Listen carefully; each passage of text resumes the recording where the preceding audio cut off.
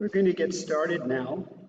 Давайте мы начинаем. Very excited to collaborate Я очень with you all взволнован from all over the этой world. возможности сотрудничать со всеми вами, со всего мира, особенно с Северного Кунсангара, retreat there. где у нас проходит ретрит.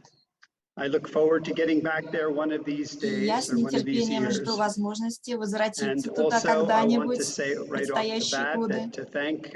И я бы хотела поблагодарить всех людей, которые провели организационную работу для этой программы, переводчиков, Дугласа, тех людей, которые присутствуют здесь, в Цегьялгаре, Кунсангаре. Те люди, которые очень много работали для того, чтобы организовать это мероприятие. Сегодня мы с вами проведем введение в йогу сновидений. И для этого я сделал слайд-шоу и снабдил их комментариями, которые дадут вам ясное представление, целостное представление о том, чем является йога сновидений. В частности, то, каким образом она представлялась нашим учителем Чогьялом Намкаем Норбу. Прежде чем я начну программу, мы часто делаем групповую практику. Я не знаю, кто из вас знает нашу ати-гуру-йогу, но в целом мы все произносим слог «А», все вместе, излучаем свет во все направления, а затем этот свет обращается к просветленным существам, и эти просветленные существа посылают нам свои благословения и помогают нам войти в поток передачи.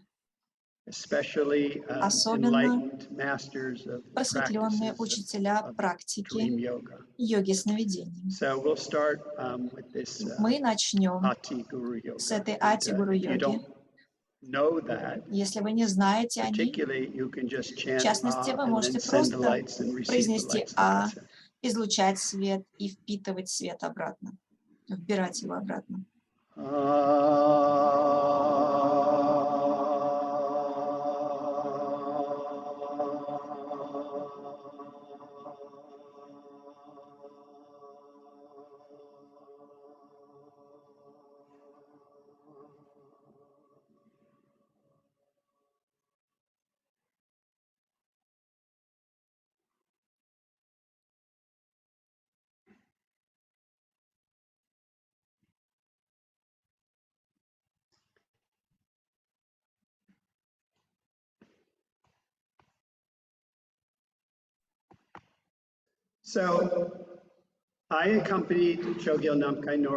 Я сопровождал Чогьял Намкая Норбу в 1995 году в Тибет,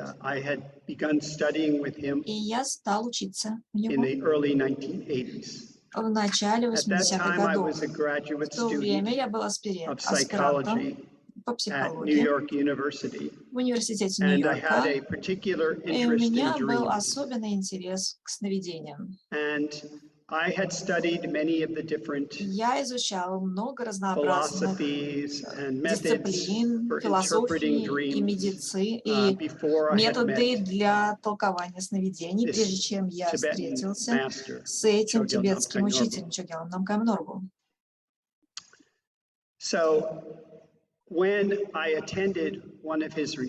Когда я посетил один из его ретритов, я был очень заинтригован, потому что у меня был сон, и в этом сновидении он говорил мне, что один из его учеников, который был весьма пожилым человеком, находился под его опекой. И в моем сновидении я ему сказал: «Я думаю, что она умрет». Но в сновидении он мне ответил: «Она не умрет, с ней будет все хорошо». И затем, на следующий день, на следующее утро, когда я увидел его, он сказал: «О, она поправится, не беспокойся». Я был довольно-таки сильно удивлен, потому что я с ним не обсуждал это сновидение, которое мне снилось, и мне показалось, что он знал, he knew what my dream had been. Он знал, о чем было мое сновидение. So this was something that I hadn't encountered in any of my studies Я previously. никогда ранее не сталкивался с этим в своих предыдущих исследованиях. Конечно, различные методы интерпретации сновидений были, но идея о том, что есть кто-то, кто может общаться, коммуницировать через сновидение, открыла для меня целое новое измерение. Помимо этого, когда Цегьял Намкай Норбу, мы его называем Римпоче, когда Римпоче давал учение, то он упоминал, что у него был ряд сновидений, и в этих сновидениях он общался с другими измерениями, с существами из других измерений. И опять же, это было что-то, с чем я никогда не сталкивался во время своей учебы. И он упомянул, что у него были, в частности, он получал разнообразные учения, и он принес эти учения обратно в наше измерение из других измерений. И это измерение было измерение Дакинь, или другие существа этих измерений, которые были связаны с учениями тибетского буддизма, и в частности с дзогченом. Это были своего рода хранители этого учения. И у меня была идея, что, возможно, необходимо провести интервью с Ринпоче и собрать его некоторые особенно интересные сновидения, которые были связаны с нами, с этими программами. У меня была идея собрать все это и все учения, которые он мог бы дать, в какой-то сборник и со временем превратить его в книгу. Я думал, что это интересно. И я подошел к Ринпоче, изложил свою идею. И он сделал что-то, что было довольно-таки необычным. Но затем снова, всякий раз, когда мы общались с Ринпоче, всегда были какие-то необычные вещи. Всегда что-то необычное происходило. Это было необычно, но в большем масштабе. В общем, во время общения с ним могло проявиться все что угодно. И я ему сказал, возможно, было бы хорошо собрать ваши сновидения, ваши учения в одну книгу. И Ринпоче взял свои руки и разделил их вот так, а потом свел их вместе, вот так, вот таким образом, как будто он что-то собирает. И я понял, что он делал гадание. Это такой способ получить представление, хороший ли этот проект или нет, полезен ли он. И когда он сводил свои руки вместе, между его ладонями было много пространства. Потому что если бы его ладони сошлись, это был бы плохой знак. Но если между ладонями очень много пространства, много места между ладонями, то это мог бы быть хороший проект. У меня была такая интуиция. И, в общем, он вот так погадал. Мы называем это гадание. Он провел такое гадание и затем сказал, да, это могло бы быть хорошей идеей. Это было в 80-х годах. И я записался на ряд. Я нашел помощников, которые могли бы транскрибировать различные учения, которые он давал, и сновидения, которые у него были. И постепенно этот процесс, этот проект стал обретать свою форму. Со временем эта книга, первое издание было опубликовано в 1992 году. И она стала очень популярной в ее маленькой нише. Она была переведена на много разных языков, 10 или 15 разных языков. And even in places И like даже в таких местах, как Russia, Россия, where it hadn't been published formally, где it она was не была bootlegged. опубликована And it was формальным bootlegged in образом, China as well, and in Russia, places like that. и в таких местах, как Россия и And Китай, она выходила нелегально. so many people were able to Многие read люди about могли dream читать, yoga with прочитать о йоге this particular сновидений book. из этой конкретной книги.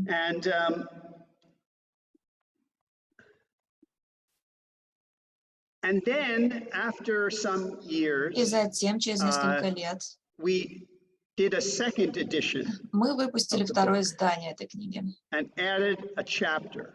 Добавили туда And this главу. chapter И was в этой главе specifically related to конкретно описывалось advanced meditation practices. Продвинутые практики медитации. So the second edition of the book came out sometime in the Итак, второе издание early книги 2000s. вышло примерно в 2000-х. And that also was published in a number of languages. Также это издание также было опубликовано на нескольких языках. И недавнее время, в 2011 году, я также опубликовал еще одну книгу. Она называется «Тибетская йога сновидений. Королевская дорога к просветлению». Она тоже была опубликована на нескольких языках и так далее. Вопрос в том, что такое йога сновидений. И название первой книги было следующее: «Йога сновидений и практика естественного света». Когда мы с вами говорим о йоге сновидений, то на самом деле есть ряд разных практик, которые связаны с этим. Некоторые считается, что некоторые из них связаны с сущностными медитациями, которые мы добавили во втором издании, а другие практики, они носят более относительный вторичный характер. Что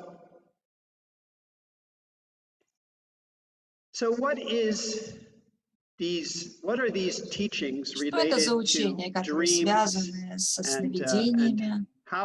И как мы можем понять пользу и функцию такого рода практик? Если мы вернемся на момент, до того, как эта книга была опубликована, уже существовал ряд книг, посвященных осознанным сновидениям. И хотя некоторые из них стали довольно популярными, наверное, вы уже знакомы с Карлосом Кастанедой и с его книгами. И в его книгах он давал различные методы, каким образом обрести осознавание и сознание в своих сновидениях. И одна из этих методик, которая стала много популярной, это посмотреть на свои руки во время сновидения.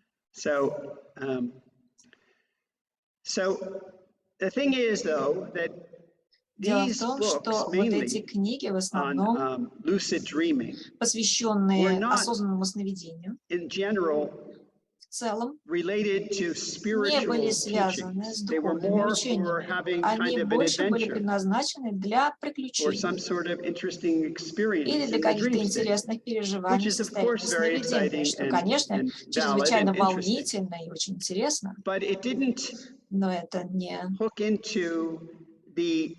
касалось более общей картины того, как все эти практики, которые связаны с тибетским буддизмом, а также с Боном, это другая коренная религия в Тибете. Как это все может быть связано с духовным поиском, с духовным поиском просветления с точки зрения буддизма? И я провел интервью с учителем, его звали Шагдури Паче, во время составления этой книги. И он сказал, Йога сновидений и практики естественного света не предназначены для веселых игр. Они связаны с тем, что происходит с человеком, когда он отправляется спать ночью, а также это связано с тем, что происходит, когда человек на самом деле умирает.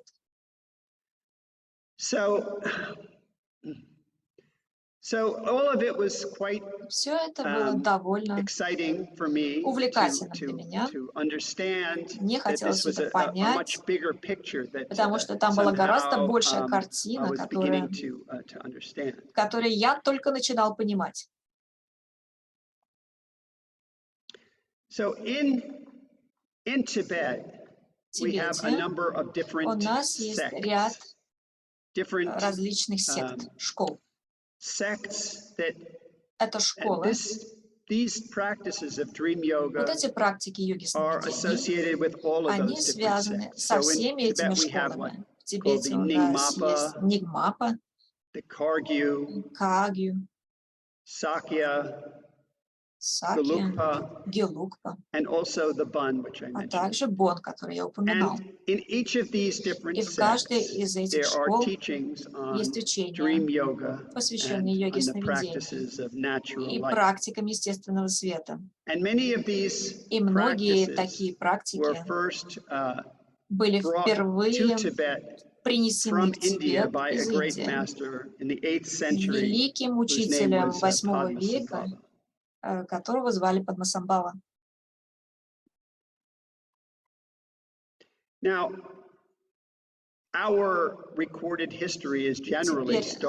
наша записанная история в целом начинается за несколько тысяч лет до Христа. Возможно, это китайская или египетская или еврейская история, которая уходит вглубь на 5000 лет. Но когда я опрашивал одного из учителей Бона в связи с этой книгой, он мне сообщил, что учение об осознавании в сновидении на самом деле датируется 18 тысячами лет назад. Это потрясающая статистика, потому что наша записанная история на Западе, она едва ли достигает таких цифр. Согласно им, существовали различные учителя, которые пришли помочь передать и помочь людям понять ценность этих практик на протяжении многих-многих тысяч лет. Когда мы говорим йога сновидений, то мы говорим о различных практиках. И, как я говорил раньше, они связаны с тем, что происходит с нами ночью, а также с тем, что происходит с нами, когда мы на пороге смерти.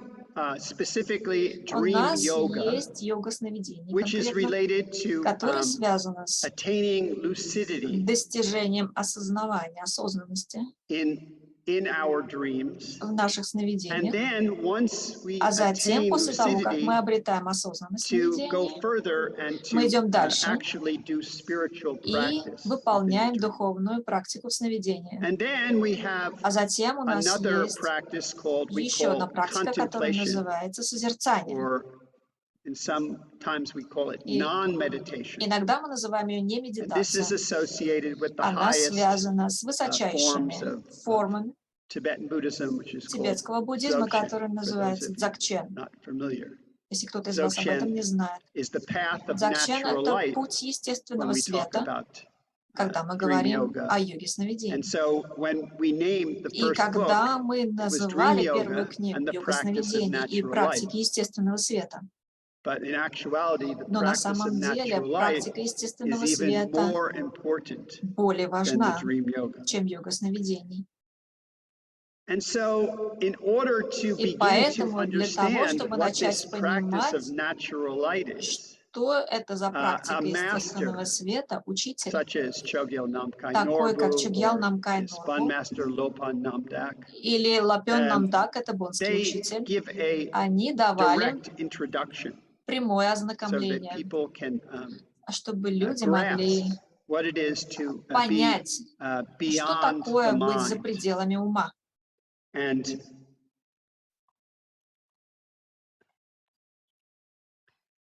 so this system called Dzogchen, Эта which система, is которая называется very, Dzogchen, very profound очень глубокая, practices of очень like I глубокие said, практики, как я вам уже beyond the сказал, mind, за пределами ума.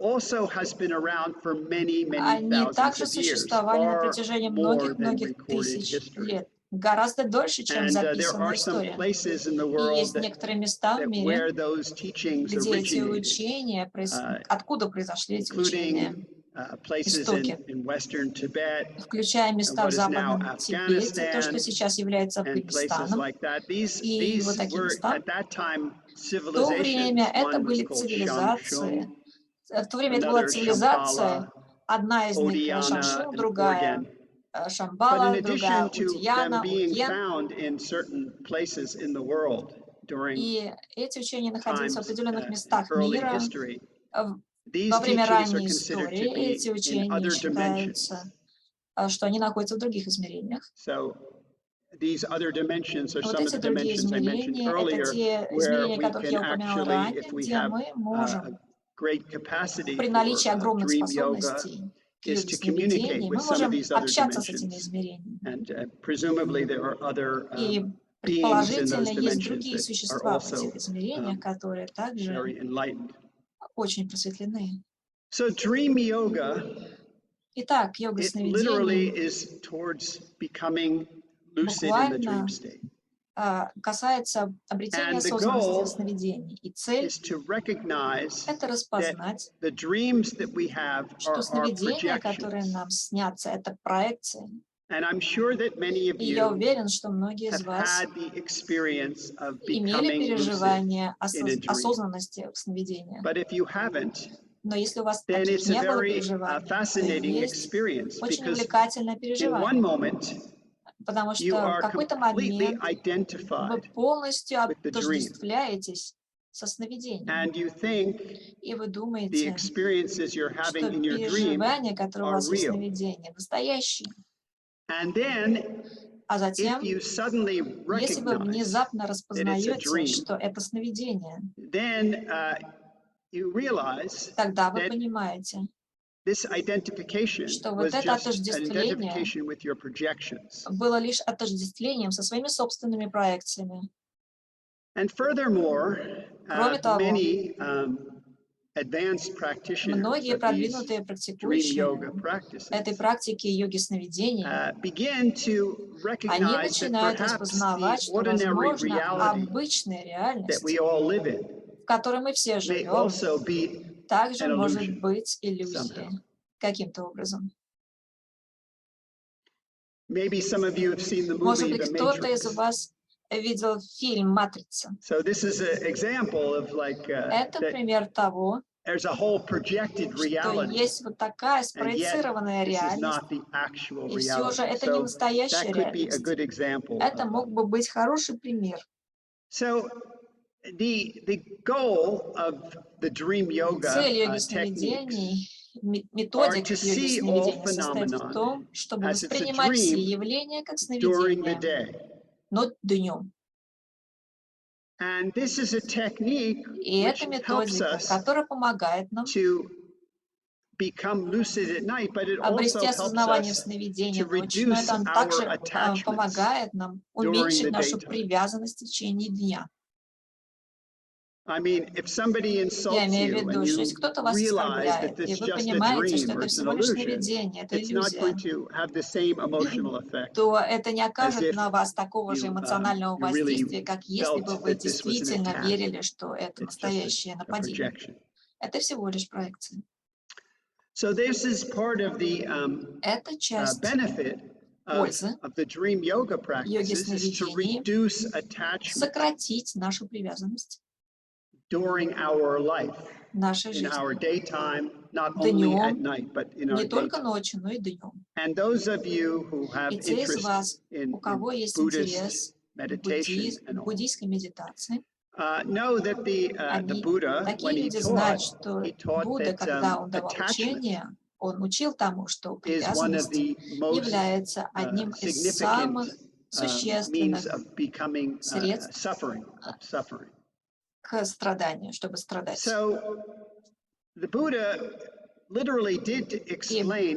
буквально объяснял, как вся наша бодрствующая реальность подобна иллюзии. И он приводил некоторые метафоры. Метафоры, которые бы помогли людям распознать, каким образом наша повседневная реальность подобна иллюзии. И вот он сравнивал нашу повседневную реальность не только со сновидением, но также и с радугой. Как мы знаем, радуга обладает цветами, но у нее нет формы, нет материала, из которого она состоит. А также мы используем метафору Луны, которая отражается в воде. Она выглядит как настоящая, когда вы видите это отражение на поверхности воды, но на самом деле это всего лишь отражение. Или мираж. Или пузырь. Или выступление фокусника. Он приводил эти разнообразные метафоры для того, чтобы помочь нам понять, что то, что мы испытываем на опыте, в нашей повседневной жизни, это проекция наших органов чувств, наших 6 чувственных восприятий. То есть сюда входят наши органы чувств плюс ум. И все это общий опыт, который мы разделяем с другими людьми, потому что мы все находимся в одном и том же кармическом видении, кармическом месте.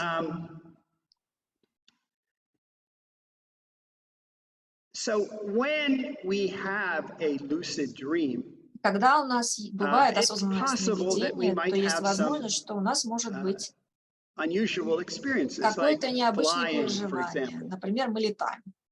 Мы можем летать. И почему мы можем летать? Однажды я проводил курс. И во время этого курса мы проводили погружение в сновидение. И один из ребят сказал после этого сна, короткого сна, что у него был сон. Он обрел осознанность в этом сновидении. И он подошел к стене, и у него было намерение пройти сквозь эту стену. И когда он подошел к этой стене, и он просунул свою руку сквозь эту стену без всяких проблем. И потом он продолжал двигаться в стену, и когда он подошел к этой стене вплотную, он ударился о нее, и он проснулся после этого. Почему? Почему он не смог просунуть свою голову в стену и пройти сквозь эту стену? Есть ли у кого-то идея, почему не получилось? Это концептуальное мышление. Это не какая-то как бы отчаянная ситуация, когда вы просовываете руку сквозь стену. По крайней мере, вы знаете, что остальная часть вашего тела здесь находится в безопасности. Но если вы засунете свою голову в стену, то это будет что-то опасное. И вот он утратил свою уверенность в этом осознанном сновидении, утратил уверенность в том, что это иллюзия, и он заново отождествил себя со всем этим сновидением и ударился головой об эту стену, которую он видел лишь во сне. Вот такого рода возможности, полет или проход сквозь стены, это все возможно, если бы у нас была уверенность. И если бы мы развили способность к осознаванию. Когда я отправился в Тибет, я взял с собой книгу «Люди в Тибете». Мы посещали какие-то места паломничества, какие-то пещеры, где Падмасамбхава, учитель 8 века, медитировал. И в некоторых таких местах были отпечатки рук на скалах. Прямо на скалах отпечатки рук. То есть он мог продавить рукой камень и оставить отпечаток или стопу. И в некоторых других местах, согласно местной истории, где он летал по небу, и когда он приземлялся, то он ставил свои руки на скалу и продавливал, оставлял следы от своих рук. Вот это пример того, кто превзошел обычные правила времени и пространства днем, не только ночью в сновидении, но и днем. Может быть, кто-то из вас на самом деле имел переживание осознанности во сне и мог что-то делать во сне, что-то, что он не мог делать днем. Но если бы вы действительно были просветленными и чрезвычайно продвинутым практиком,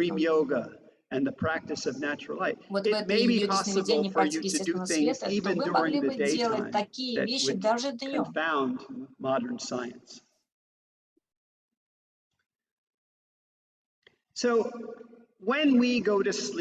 Когда мы отправляемся спать ночью,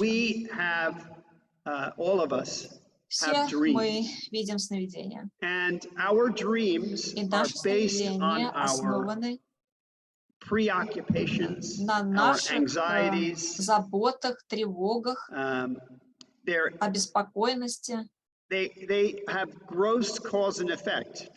есть грубые причины и следствия. Например, у нас вот здесь в Цегьялгаре есть медведи. Может быть, вы увидели медведя в лесу, и затем вы могли видеть во сне медведя. То есть это что-то, чего вы боитесь.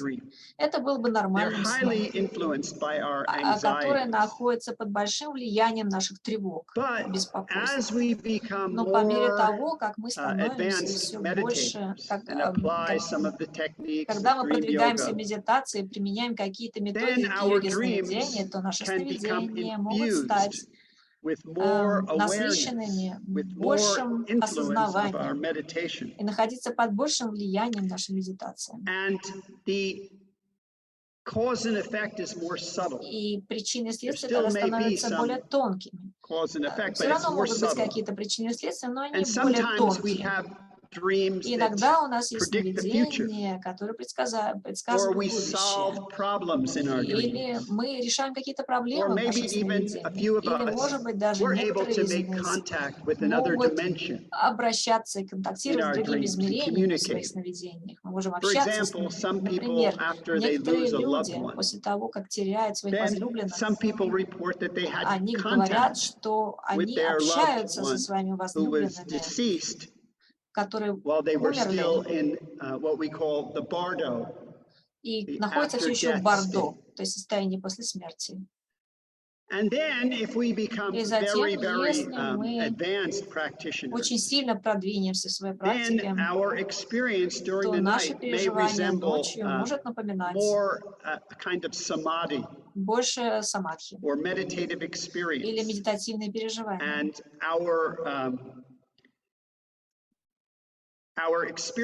И наши переживания могут быть более медитативными. Например, мы можем испытывать светоносность или блаженство, всякого рода блаженство. Я упоминал, что есть отношения между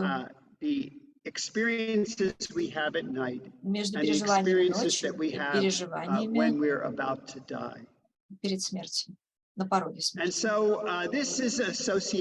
И это связано с системой, которая объясняет, что есть ряд различных бардов, которые связаны с нашим человеческим существованием. Например, Первое бардо — это бардо, которое начинается с зачатия и до последнего дыхания, когда поток ума покидает тело. А затем у нас есть еще одно бардо, которое мы называем... Это бардо, которое связано со сновидениями. И хотя оно относится к своей собственной категории, когда мы видим сновидение, оно является поднабором первого бардо жизни и смерти. Это большее бардо жизни. Еще одно из бардо — это бардо медитации. Его можно испытать только тем людям, кто медитирует. Хотя у некоторых людей могут быть спонтанные переживания такого рода. И опять, самтен бардо — это бардо медитации. Это такой подраздел большего бардо нашей жизни.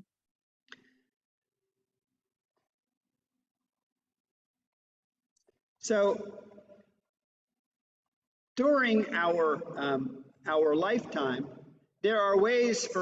время жизни у нас есть способы испытать бардо медитации. И сюда входят методики йоги, различные методики медитации. Некоторые из них становятся очень популярными. Например, медитация mindfulness, шине или випассана, то есть медитация на внимательность и осознанность. Мы можем тренироваться, чтобы на самом деле получить больше переживаний, связанных с медитацией. Как я вам уже говорил несколько минут назад, иногда у нас могут быть спонтанные переживания, как будто мы находимся в потоке, что-то подобное. Но мы на самом деле не развиваем свои способности быть в этом потоке постоянно. Мы можем использовать медитации mindfulness или заниматься шине или випассаной. И также в этой традиции у нас есть янтра-йога, у нас есть методики дыхания. Все это помогает нам развить наши способности к медитации, к бардо медитации. И затем, если мы конкретно посмотрим на развитие наших способностей по работе со сновидениями, в частности, на развитие наших переживаний осознанных сновидений, то есть методы, которые мы можем использовать, методики, а также способы, которыми мы можем формировать свою жизнь для того, чтобы усилить вероятность, увеличить вероятность таких событий. Сюда входят какие-то диетические рекомендации, условия засыпания и сна. Например, иногда люди говорят мне: «Я плохо сплю, я никогда не вижу снов». И традиционно, если кто-то подходит к учителю йоги сновидений и говорит: «Я плохо сплю», то они поговорят с таким человеком немного и обнаружат, что, возможно, такой человек спит в очень светлой комнате, где очень много света, либо много шума. И тогда ему порекомендуют на относительном уровне изменить условия сна, сделать такие условия более благоприятными для того, чтобы видеть сны. Например, это может быть сон в очень темной комнате. Или носить беруши, например, чтобы на вас не влиял звук. И так далее. Это всего лишь примеры, когда мы меняем условия сна, также условия нашей диеты. Если, например, перед сном мы пьем много алкоголя, это влияет на наше сновидение, на то, как мы спим. То есть какие-то вещи можно изменить в нашей диете, если мы хотим. Есть также другие соображения, например, места, которые являются какими-то необычайными местами для практики, йоги сновидений и так далее. Сюда входит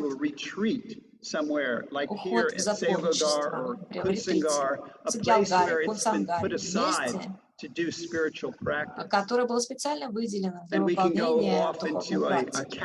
Мы можем, например, уйти в какую-то хижину изолированную и работать над нашей практикой медитации, над нашей практикой йоги сновидений. И иногда люди говорят: я вот сплю в темной комнате, и все равно мне не снятся никакие сны, тем более осознанные. Но тогда мы можем поговорить об уровне преданности и вложений, которые мы делаем в эту практику, в развитие этой практики. Например, у кого-то есть необычайная преданность, и такой человек решается выделить целый месяц или целую неделю только выполнению практики 4-5 сессий в день какой-то конкретной практики, и затем, может быть, у меня будет больше прогресса, я смогу продвинуться. И, конечно, наши переживания также связаны со способностями. И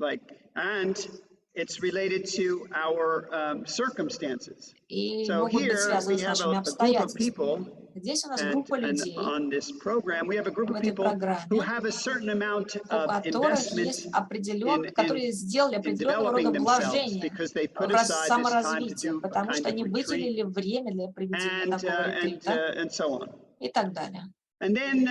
И затем возможность прогрессировать в этих практиках также может быть связана с медицинскими соображениями. Например, когда мы становимся старше, наш ум становится слабее, у нас прогрессирует деменция, и тогда у нас наши способности могут уменьшаться.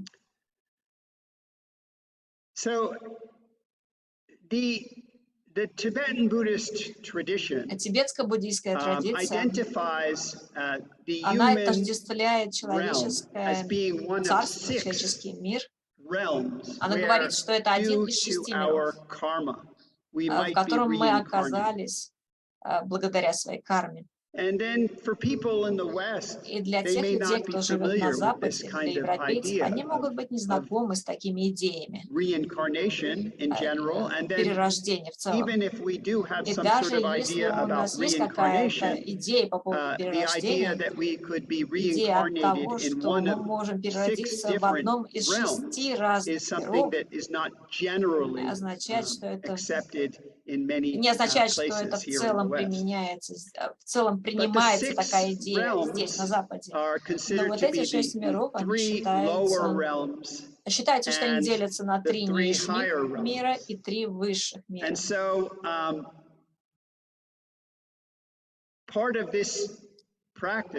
Часть этих практик йоги сновидений и естественного света состоит в том, чтобы избежать перерождения в одном из нижних миров.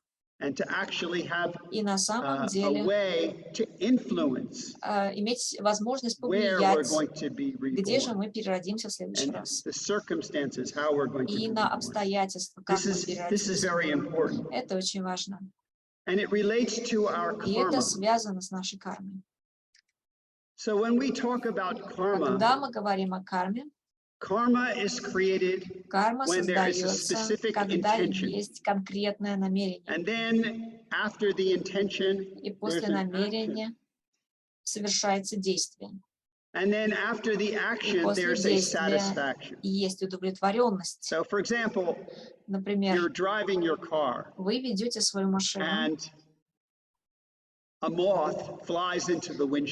и моль залетает вам в травое стекло.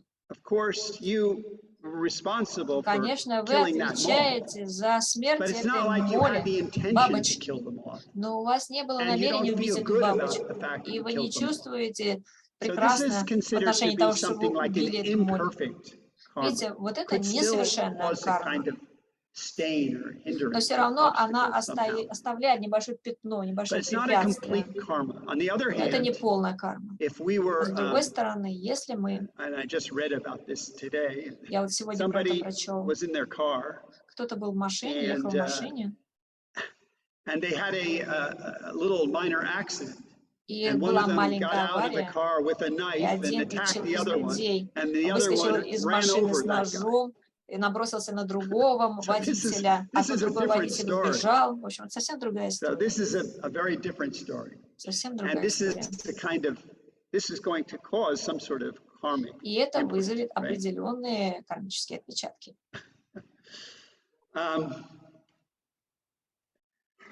Anyway, В любом the point случае, is that смысл в том, we что want to be able to мы хотим influence иметь our возможность rebirth влиять на наше and not перерождение, simply а be не reborn based просто on our karma перерождаться на основе своей кармы, tendencies. на наших So, склонностях.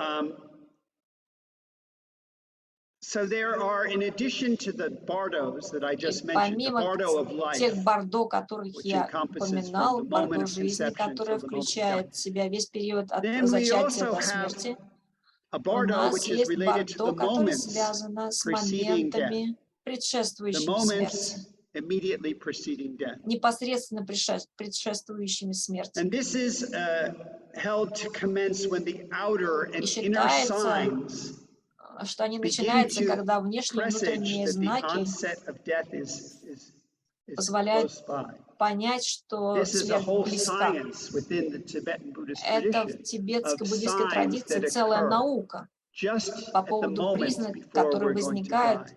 прежде, чем And наступит they смерть. extend И они until распространяются, both они the длятся external до тех and the пор, пока internal внешнее и breath внутреннее is extinguished. дыхание This не is an будет, important concept. не остановится. Это также важная So we концепция. talk about the external Мы breath, and говорим о everybody knows внешнем what that дыхании, и is. все знают, что это такое. Somebody who's dying, Кто-то, they take their кто last умирает, breath, делает последний and выдох, then и затем they're not breathing anymore. такой человек больше не It's дышит. apparent.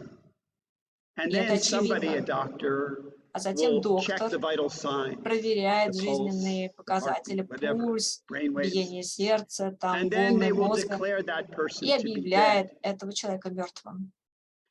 But in the Tibetan Buddhist Но tradition, в тибетской this is буддийской only the традиции end of это the только external конец breathing, внешнего дыхания. and that there is also an И internal есть также breathing that внутреннее continues дыхание, for которое a period of time. продолжается какой-то That could период be времени. a few moments. It Это could может be быть also несколько extending for мгновений, some это может hours or быть even some несколько days. часов или даже несколько And дней. in that tradition, И в in этой the Buddhist традиции, tradition, в буддийской the традиции, person is not dead until both the человек не умер до external тех and пор, the пока internal внешнее breathing и have внутреннее дыхание не ended. заканчиваются. So this is the Chikai Bardo, and then Это in Чикай the Бардо, many books about и to во многих describe these the книгах passage through the описано, Bardos, где their описывается descriptions прохождение через specifically Бардо, там of the конкретно different описываются signs различные признаки, when the different elements когда различные begin to элементы dissolve one начинают into another, into растворяться another. один в другом. And then we also have А затем у нас также есть the Bardo immediately after the signs of Бардо, death которое completed. There's something called the появляется Chuni Bardo. сразу же после того, как закончились признаки смерти. Это называется Чони Бардо. And then after the И Chuni Bardo, затем which после is Чони where Бардо, the mind когда ум has not reawoken. еще не I'll пробудился. explain more about this in a moment. Я объясню об этом There's a поподробнее. possibility of meeting Есть the возможность luminosity, встречи which is inherent со in our светоносностью, own которая nature, присуща нам, нашей but we природе, don't recognize. но мы ее не распознаем. And if we don't И succeed in recognizing если нам не this удастся particular распознать ее, experience, which is very important, вот and это we'll talk more конкретное about it, переживание, которое является очень then we важным, мы о нем continue поговорим, то тогда мы towards our next продолжаем двигаться к reincarnation, нашему which is следующему called the перерождению. Sitpe Bardo, and it's Это Сипей also the Бардо. Bardo of Это transmigration, Бардо where трансмиграции, we begin скитаний, to когда мы move towards начинаем what will be our next двигаться к тому, rebirth. что будет нашим And следующим this next перерождением. rebirth И это следующее can be in перерождение any of these 6 может realms. произойти в I любом mentioned из that there's 6 миров, 3 that are которые я lower realms and упоминал. У 3 нас that есть are 3 higher realms. низших мира и 3 высших мира. One time I was with Rinpoche, Однажды я был с Римпоче, and there was in the news и в something новостях about a что-то suicide было bomber. про And шахидов. the suicide bomber had этот blown шахид himself up and взорвал also себя a building or some and with some other people. и здание вместе с And другими людьми. Rinpoche said И Римпоче сказал, he's going straight to hell. он сразу отправится в ад.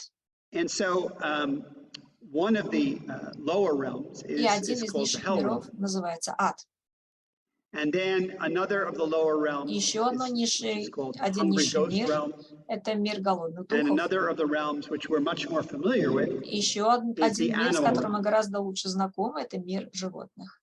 And all of the different И realms все are вот эти associated with различные certain миры, kinds of они suffering, but of связаны с course the определенными suffering in the lower страданиями. realms Конечно, are страдания much низших greater. миров гораздо тяжелее. So, not to go into a great detail about Мы не the будем lower подробно об realms, but этом at говорить, least with про the эти animal низшие realm, you миры. can Но вы understand можете посмотреть на how мир if you're животных born и понять, as an animal, что если how вы there's переродитесь в a lot животных, of suffering то associated сколько with this страданий realm. вы испытаете Because в связи с animals этим, потому are что животные continuously in the cycle of непрерывно находятся eating в and being цикле eaten. поедания, и Except for когда if они you, сами что-то едят you're и the сами pet dog становятся of едой somebody для on the Upper кого-то. East Side in Manhattan, then you're out of the cycle, and maybe the next time you're going to be in a better.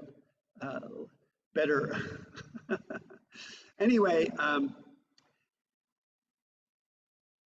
animals, are hunted, Животные or they're на hunters. животных охотятся, либо животные сами And a lot of охотятся. animals have more Много животных, ignorance, more foggy. у них Some затуманенное dogs are, сознание, kind of sharp исполненное and неведения. smart, and Но есть dolphins. But такие in собаки, general, the которые animal умны, realm но в целом has less мир intelligence животных than менее the разумен, human realm.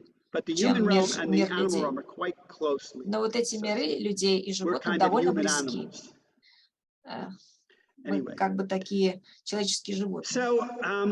So our karma is Наша going карма to determine where we будет are going to определять, be reborn. где мы с вами And we're переродимся. not guaranteed to be И reborn нам as a не human being. гарантировано перерождение This is человека. a very important Это очень важно, concept in очень Tibetan важная Buddhism. концепция в тибетском That буддизме. it's considered И that считается, что the likelihood of being reborn as a вероятность human being перерождения человека is very, very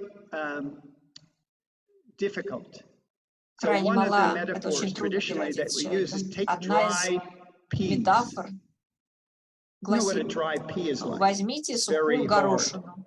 Она It's not очень like a wet твердая. pea that's cooked, Dry pea. And Вот you сухая throw it горошина against очень a твердая. И glass если вы бросите ее wall. о стекло And the glass или о wall doesn't have стену, any sort о of стеклянную porousness, so стену, it's там же hard. нет никаких But пор, никаких the likelihood неровностей. of И вот getting one of вероятность those того, peas to что stick эта горошина to this прилипнет к glass wall, стене, к этой it's стеклянной more likely стене. that that's going to happen than if you're to be В reborn общем, as a human. вероятность того, что горошина прилипнет к стене, гораздо So выше, чем вероятность the перерождения masters say it's человека. И поэтому not учителя говорят, necessarily going to что happen that we're reborn as a human.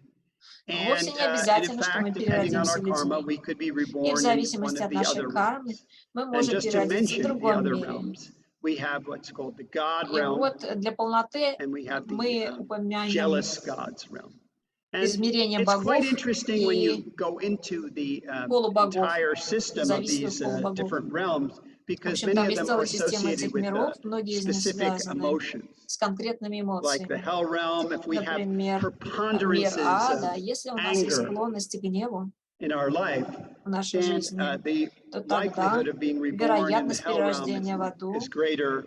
больше. And then these kinds of things, И jealousy тогда вот and эти все other вещи, зависть, emotions. The ревность, human другие realm has all the эмоции. emotions, В человеческом мире присутствуют все depending on эмоции, that. в зависимости от... So one of the main reasons for practicing Одна из the основных dream причин yoga для практики practices and йоги the practices сновидений of natural и life практики is to естественного be able света to – это суметь guide our reincarnation направить наше перерождение to a favorable rebirth.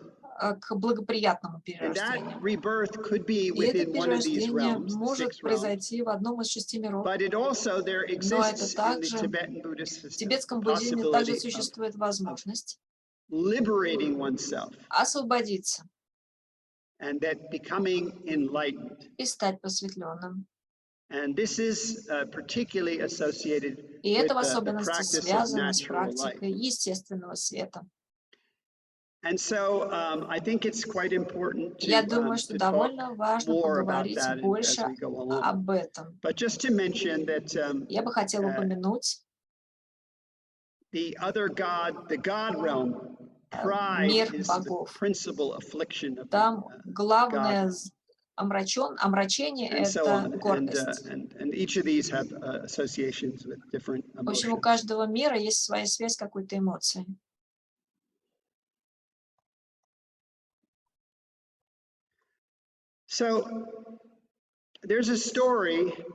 Есть история о яке.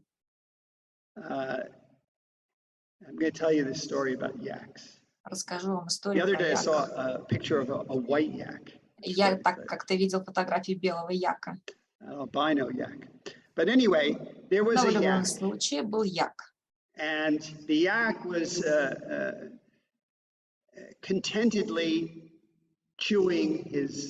И он постоянно жевал свою еду. Но на его спине была целая вязанка соломы. И вот он жевал свою еду, и уголком глаза он увидел, что несколько соломинок двинулись, сместились. И он стал нервничать.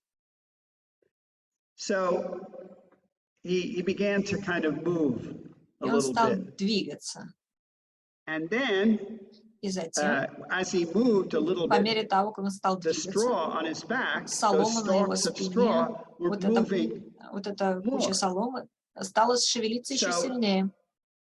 И он стал больше двигаться сам, потому что он чувствовал все большую угрозу. И затем, конечно, вот эта куча соломы стала двигаться еще сильнее, як стал паниковать, и вот он оказался в совершенном замешательстве. Как же это связано с нашим состоянием и возможностью перерождения? Может быть, кто-то хочет высказать предположение?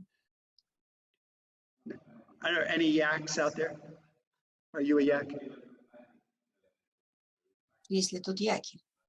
Okay, so he became panicked. Этот як стал паниковать. The metaphor is this. Метафора состоит в том, что если мы следуем за своими эмоциями, за своим умом, за нашим страхом особенно, когда мы умираем, а это обычное переживание, которое будет испытываться, мы боимся.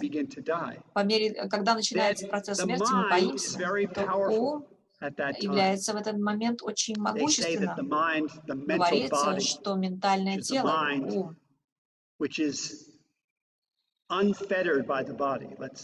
который больше не скрывается телом, не препятствуется существованию тела. Мы говорим, что ментальное тело — это тело сновидения, которое у нас есть, когда мы видим сны, а также тело, которое у нас есть, это ментальное тело, которое у нас во время смерти. И вот это ментальное тело, оно в 7 раз более могущественное. Это означает, что оно может быть более могущественным как для плохого, так и для хорошего. Представьте, вот вы находитесь в полном состоянии паники. И вот теперь вы движетесь к своему следующему перерождению. И вы входите вступаете на этот путь полной паники. Конечно, это плохой способ продвигаться вперед. И вот этот як всего лишь метафора того, каким образом мы можем начать следовать за своим умом и за своими страхами, и вследствие вот так вот переходим, вследствие такой паники переходим к следующему перерождению. Я упоминал, что после Бардо, которое связано с признаками смерти, идет Чуни Бардо. Это Бардо, связанное со светоносностью нашей истинной природы. И оно начинается после того, как закончилось последнее внутреннее дыхание. То есть внешнее дыхание закончилось, потом внутреннее дыхание закончилось, и вот начинается теперь эта возможность соприкоснуться с светоносностью нашей истинной природы. И это зависит от того, развивали ли мы свою медитацию, взращивали ли мы это созерцание. Нам необходимо взращивать наш опыт медитации. Я упоминал, что у нас может быть какое-то спонтанное переживание, но длительные периоды медитации, они связаны с взращиванием и дисциплиной в развитии этих качеств. Как это относится к сновидению и к йоге сновидения? Оказывается, что каждую ночь мы проходим через эту фазу. Та же самая фаза, через которую мы проходим, когда умираем. И мы эту фазу проходим каждую ночь. Что же происходит, когда мы идем спать? И затем через короткий период времени мы падаем в очень глубокий сон. И в этом глубоком сне ум спит. И затем ум заново пробуждается, и это называется сновидение. А что же просыпается? Ум просыпается заново. Хотя органы чувств еще физически не присутствуют, у нас есть умственное представление о них. И поэтому ум, он все еще присутствует, он становится сильнее. Я говорил, что он становится сильнее в 7 раз в этом состоянии ментального тела. И поэтому каждую ночь мы проходим через эту последовательность, когда мы погружаемся в глубокое бессознание, и затем ум заново просыпается, мы видим сны, потом мы переходим к следующей стадии глубокого бессознательного состояния, и затем опять видим сны.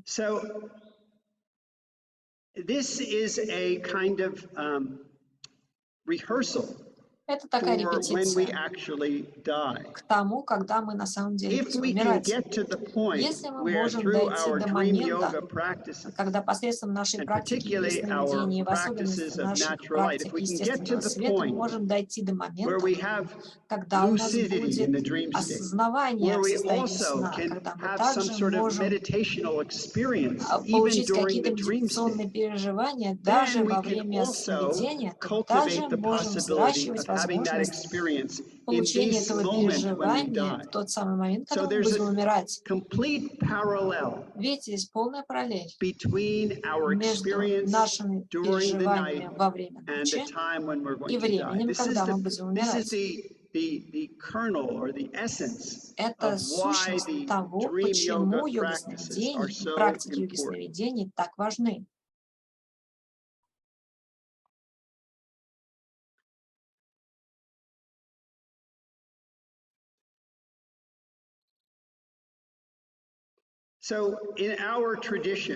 В нашей традиции мы взращиваем эту дисциплину, возможность пребывать в состоянии медитации, состоянии созерцания во время всех моментов дня и ночи. Конечно, я говорю главным образом о возможности, которые у нас есть ночью. Но на самом деле мы здесь в ретрите делаем практики днем, и теоретически, когда мы едим, мы все еще практикуем медитацию и стараемся не отвлекаться и так далее.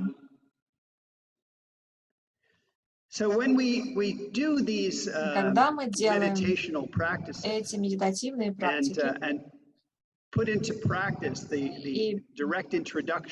приводим, реализуем на практике прямое знакомление, учения, которые связаны с созерцанием, полученные от наших учителей, это считается проращиванием зерна. Проращивание зерна и помощь этому зерну в росте, чтобы оно выросло в цветок. Или мы можем сказать, что это похоже на то, как ребенка как на развитие ребенка. Ребенок становится все более взрослым и зрелым. И когда у нас есть какой-то опыт в этом созерцании, то тогда мы сможем распознать светоносность нашего собственного естественного состояния, как ночью, так и днем, когда мы будем умирать. И можем сказать, что есть такая метафора — союз матери и сына, когда мать — это наша окончательная светоносность естественного состояния, а сын — это развитие нашего собственного созерцания.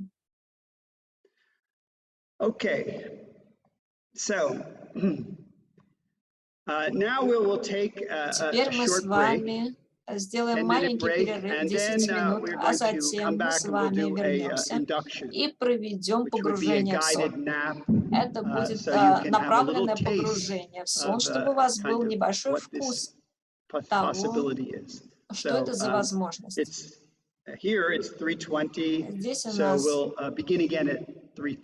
значит, 22:30 мы продолжим, через 10 минут. Сейчас маленький перерыв.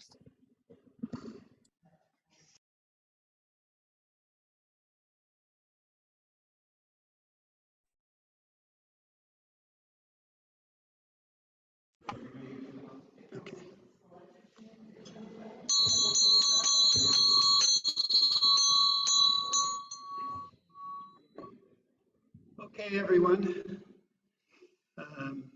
We're going to do a little guided nap. Сейчас мы проведем управляемое погружение в сон. In order to participate in this guided nap, чтобы участвовать в этом, the best would be if you were able to find a place to lie down место, где можно лечь удобно. If not, if you don't have that Если у вас possibility, такой then возможности you нет, could можете simply sit in your chair, сидеть на стуле, relax and follow the instructions. расслабиться и следовать за указаниями. So this guided nap is kind of Это направленное погружение в сон, giving you the taste of дает a вам lucid вкус dream and осознанных сновидений. of course, if we have И, lucid конечно, dreams on если our у own, нас есть и then так many осознанные possibilities сновидения, could occur. то могут происходить Anyway, разные вещи. let's all find a В place любом случае, to lie давайте down and relax. ляжем удобно и расслабимся, найдем And место begin to slow и your breathing down. начнем замедлять наше дыхание. Inhale Вдох and exhale и выдох. and relax. Расслабьтесь.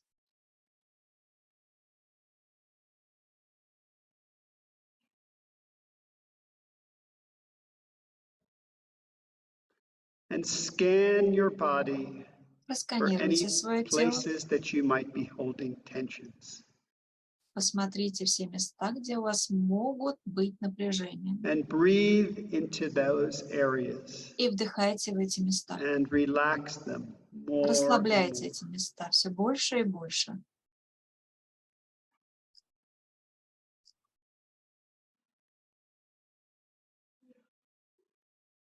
And any sounds that you hear, Все звуки, которые вы слышите, the sounds of nature, звуки the природы, sounds of the wind, the sounds of звуки people, ветра, any sounds людей, that you любые hear, звуки, которые вы bring слышите, those sounds to your breath привнесите эти звуки and в свое let those дыхание, sounds relax и you пусть эти even more. звуки расслабляют вас еще сильнее.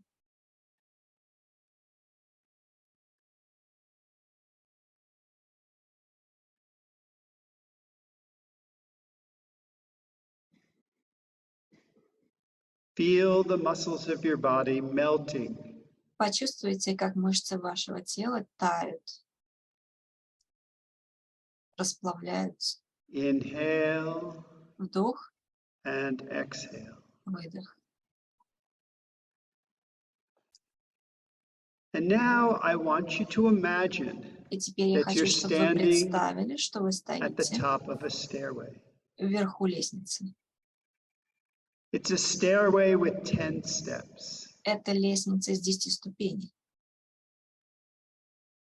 And as I count backwards from 10, и когда я буду отсчитывать обратно от 10, imagine that you're walking down the представьте, что stairway, вы step by опускаетесь step, вниз по этой relaxing more лестнице, and more with шаг each за step, шагом, все больше расслабляясь с каждым but шагом. still remaining lucid and Но aware все равно вы as you сохраняете relax осознавание more and more. по мере того, как вы расслабляетесь все сильнее и сильнее. 10. 9.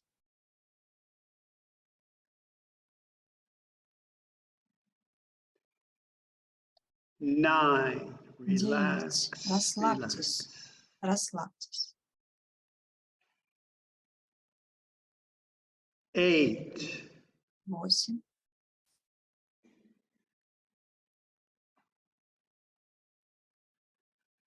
7.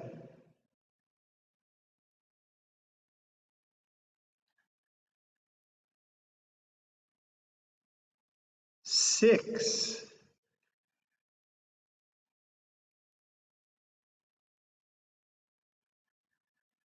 5.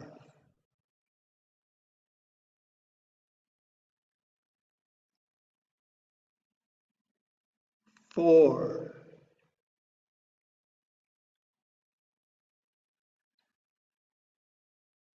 3.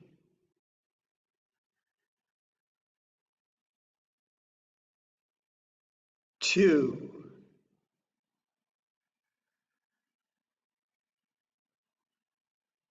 1. 0. And now imagine in Теперь your mind's представьте в своем eye уме, оком разума, that you're walking in a beautiful field of что вы flowers. идете по красивому полю из цветов. And you see before you И вы видите перед собой beautiful flowers of different красивые colors, цветы, red разные цветов. and blue flowers. Красные, голубые цветы. And also you hear the melodious sounds Вы of слышите birds мелодичные singing. звуки птиц, как они поют. And you feel a nice breeze И on вы your skin. чувствуете приятный ветерок, обдувающий вашу кожу. And in the field before you, there's a path. И в поле, которое раскинулось перед вами, есть And so тропинка. you begin to walk on the path И вы идете по этой through тропинке the field of flowers, через поле цветов, enjoying the beautiful sights and наслаждаетесь sounds of видами и nature. звуками природы. And so you walk on the path Вы идете по for some тропе time, какое-то время. and then in the distance, И вот you become вдалеке aware of the sounds of water вы начинаете слышать звуки воды. flowing. Течет вода. And as you walk on the path, И по мере того, как вы идете по enjoying тропе, the sights and наслаждаясь sounds of nature, видами и the звуками beautiful природы, flowers, the красивыми sounds of the цветами, birds, звуками птиц, the sound of the water is becoming звук воды more and more. становится все сильнее. And eventually you see in front of И you, вот вы видите перед собой there's a river, реку. and you hear the sounds of the water, Вы слышите звук воды, and the path that you're walking on и ваша тропинка goes along the river, идет вдоль and реки. you begin to walk along the river on the И вот path. вы идете вдоль реки по тропе.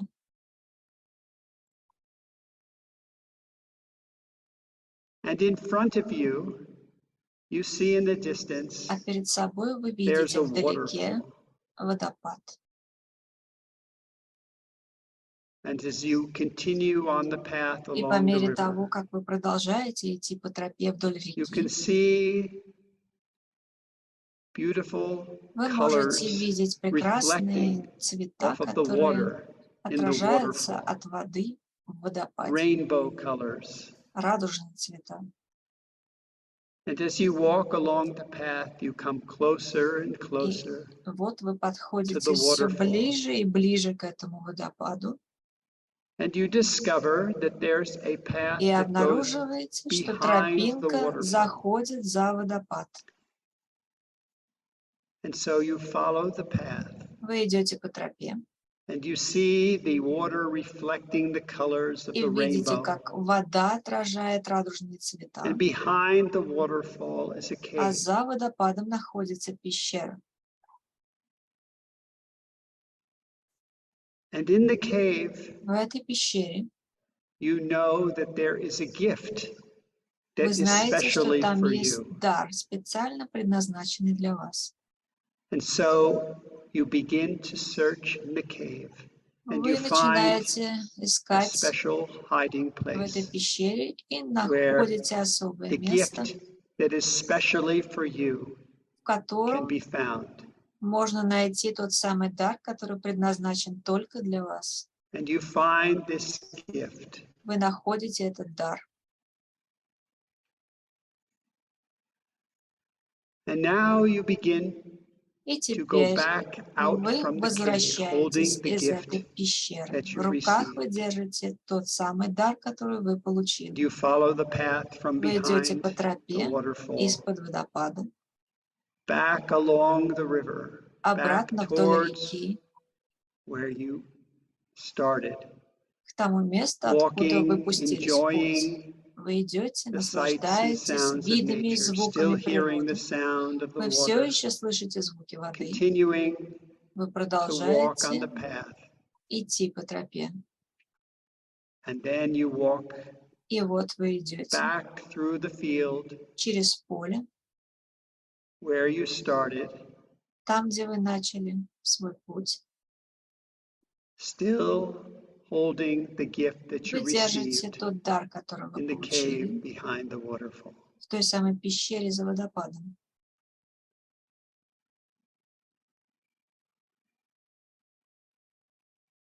And now it's time И теперь to wake время up. проснуться. Open your eyes, Открывайте remembering the глаза. gift that you Запомните received. дар, который вы получили. Time to wake up. Время просыпаться.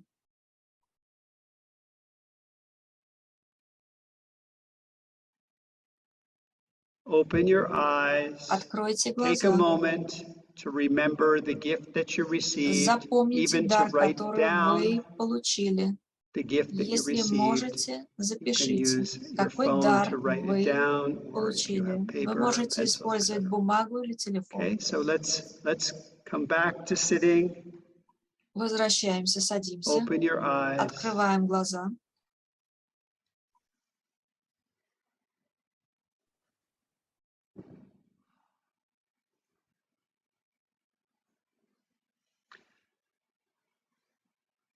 So if you want to share some of Если the вы хотите gifts that you поделиться received in the дарами, chat, которые вы that получили, would be можете в fine so чате people can написать. see.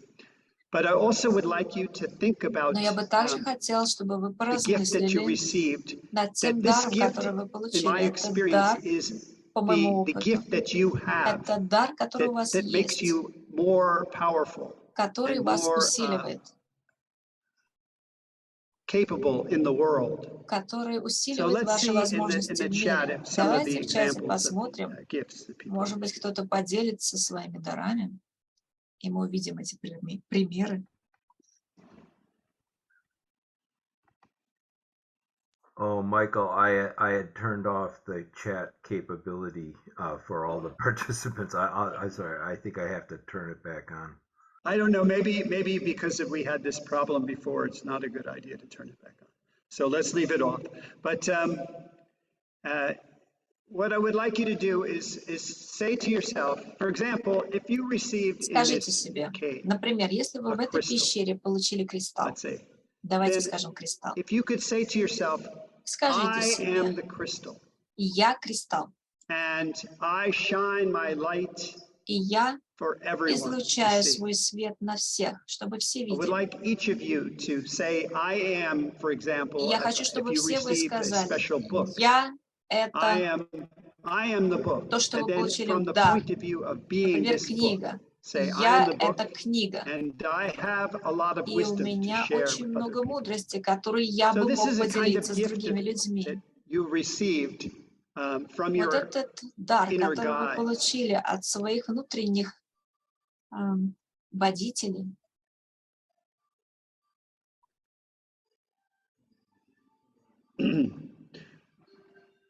Okay, because of the problem that we had before, I would ordinarily take a few questions and so on. Обычно we're going to have to leave it. Я отвечаю на вопросы в конце таких занятий. Oh, they are. Okay, yeah. Okay, I see a white petaled flower, white and Сейчас silver. люди делятся своими дарами в чате. It was a child, Кто-то a видел teacher, a baby. нефритового Будду, кто-то видел ребенка, черный тяжелый книгу. Вот все прекрасные образы. Но они очень личные и относятся именно к тем людям, которые обрели эти образы в своем глубинном сознании посредством такой практики. Это чувство, ощущение осознанного сновидения. Конечно, у нас было направленное погружение в сон. Но когда у нас будет осознанное сновидение, у нас будут такие переживания.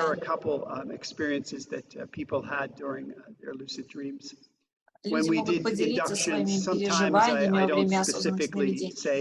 Иногда я провожу такие погружения, при этом я не провожу людей через эту прогулку. И мы не ищем дар. Это не всегда бывает. Был один человек на моих занятиях, у которого было осознанное сновидение, и в этом сне были пузыри. И каждый пузырь представлял какую-то травму, которая у него была в этой жизни. Какая-то ранняя травма и так далее. И в своем осознанном сновидении он мог протыкать эти пузыри. И всякий раз он протыкал, когда он протыкал пузыри, он полностью растворял эту травму, которая у него была. Это была травма из какого-то раннего детства. Но он мог спонтанно за несколько мгновений преодолеть что-то, что беспокоило его на протяжении многих лет. Это такое спонтанное исцеление. Это одна из возможностей. Еще один пример, которым бы я хотел поделиться с вами, это однажды был человек, который страдал от серьезной фобии, он боялся змей. И у него был рак почек. У него было вот такое вот осознанное сновидение, очень интересное.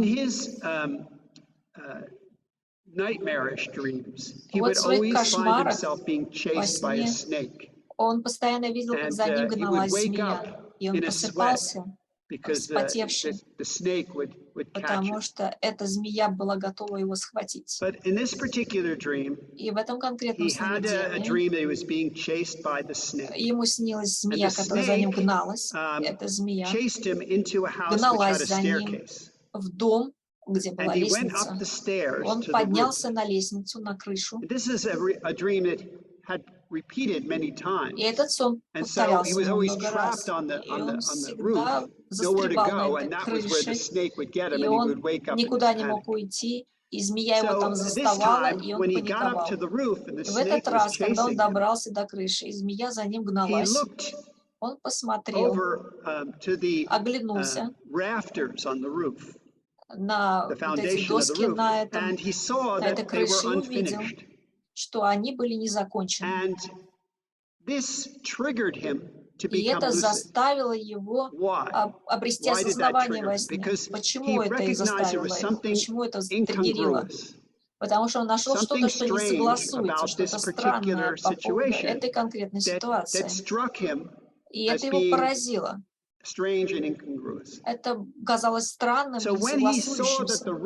И когда он увидел, что крыша была не закончена, Он обрел осознанность сновидения, и он оказался в той же самой ситуации, в которой он всегда был, змея за ним гналась, но на этот раз у него было осознавание во сне, и эта змея стала сиять вот таким золотым светом, свечением, и у него в руке появился шар, и он бросил этот шар, змея взяла этот шар и принесла ему назад этот шар, как будто бы как собака, которая принесла палочку, и улеглась у его стоп, и при этом она сияла необыкновенными цветами.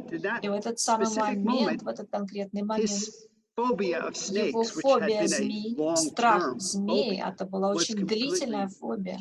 Она была полностью исцелена. Это настоящая история, я их не придумываю.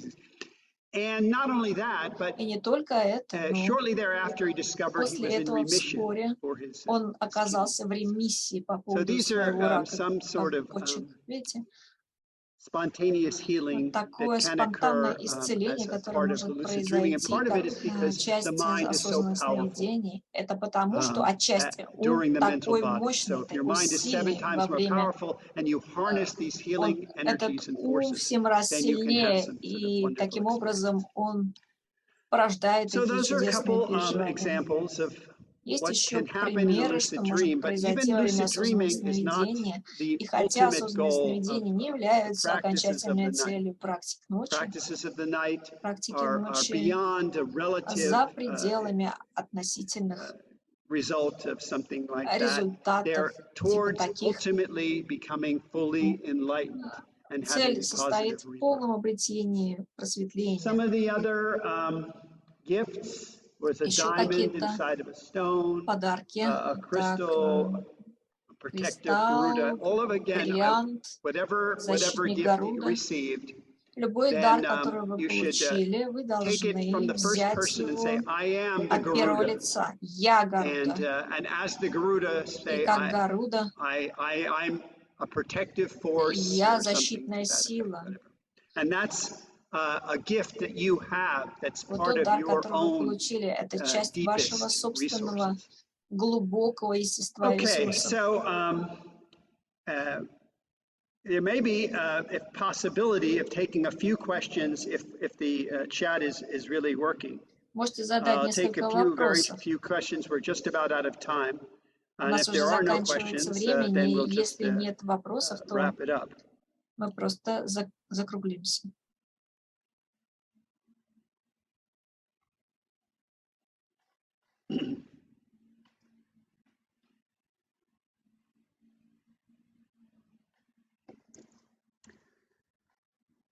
How to remember dreams. Как запоминать сновидения? Вопрос.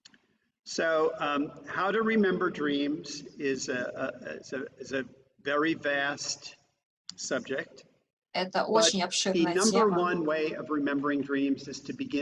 Но первое — это вести дневник сновидений. Если вы начнете записывать хотя бы несколько слов, несколько фраз из сновидений ночью, а затем вы будете непрерывно это делать и ведете себе такой дневник, то это способ тренироваться, запоминать свои сновидения. Нам Кайнурбу вел такой дневник. Однажды он мне показал, у него было 1000 страниц этих сновидений. Это один из способов. Лучший источник для прогресса в йоге сновидений. Я бы сказал, что вам необходимо начать с чтения книг, и затем, когда возникнут возможности, посещать занятия. Если вы уже знаете какие-то методики, то лучше это отправиться в ретрит и проделать эти практики. Если у вас есть возможность провести специальный ретрит в таком месте, которое более изолировано, или даже темный ретрит, что-то подобное, то это будут очень особенные места. Кто-то предлагает, необходимо задать себе намерение, что я буду запоминать мои сновидения ночью. Есть ли кто-то в Индии, кто является замечательным учителем по йоге сновидений? Не знаю. Can we do this Можно ли induction проводить without your такое help погружение в as a сон без practice? You can try вашей it. Yeah, I помощи? think so. You could try it. Просто самостоятельно. Вы можете попробовать. Okay, we generally end our Обычно мы sessions заканчиваем свои сессии, by dedicating the merit of our посвящая заслуги activity, от нашей деятельности. meaning that we Это did означает, this что мы practice. This сделали is a эти spiritual практики. practice Это that we've духовная практика, endeavored to которую do. мы старались I'm сделать. doing my best to Мы делали все, что в teach наших something силах. that could Вот be я, во всяком beneficial for случае, you старался all. вас And научить чему-то, что было so бы we're всем doing вам this for the полезно. benefit of И all вот мы все это beings. делаем во благо So всех живых we существ. have a mantra that we У нас use есть to мантра, которую dedicate мы the для merit. этого If you don't know the используем для mantra that we're посвящения going to заслуг. do, Если вы не знаете then мантру, you just которую мы think to будем yourself читать, that то I просто have думайте про the себя, intention of что у меня benefiting all есть beings намерение with my принести благо всем actions живым существам today. своими действиями сегодня.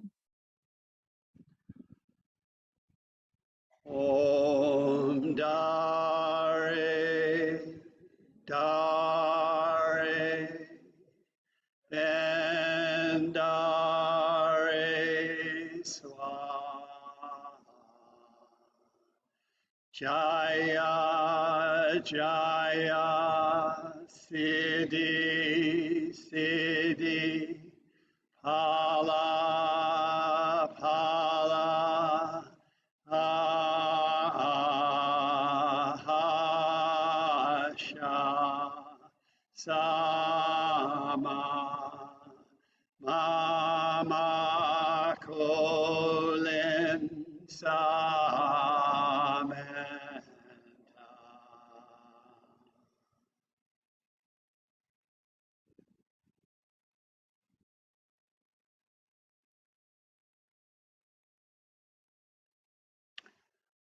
Okay, thank you all for Спасибо всем вам participating, за and thank you, участие. the organizers and the Спасибо interpreters, for организаторам, your переводчикам work. за вашу работу. Have a good dream always, Хороших and снов вам hope to всегда. see you again soon. Надеюсь увидеться с вами вскоре.